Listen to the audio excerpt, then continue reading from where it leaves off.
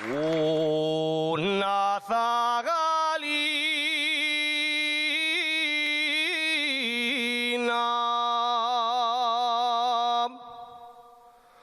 que por el monte andaba cuidando amorosa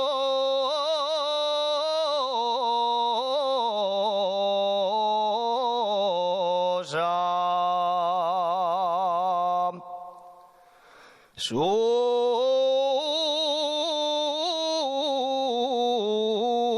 recién vacada.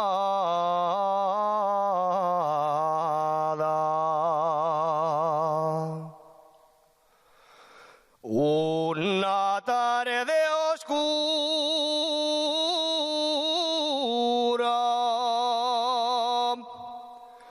y de niebla mala,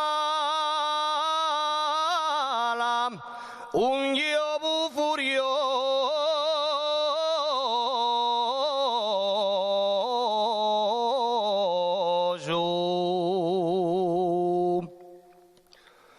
vino a devorarla.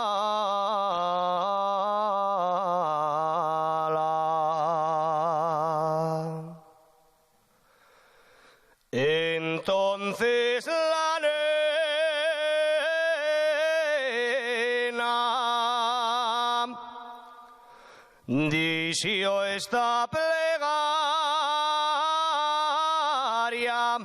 Virgen de mi vida,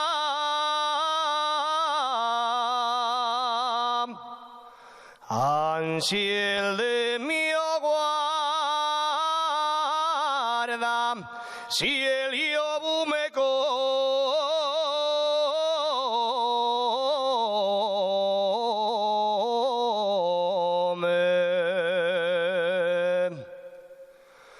salva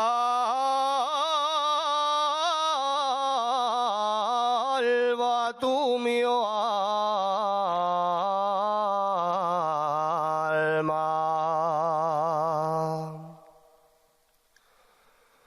De pronto del cielo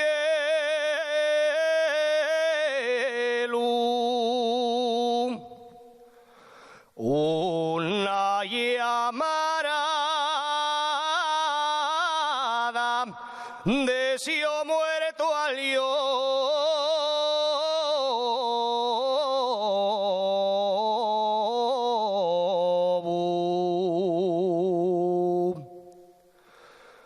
y a la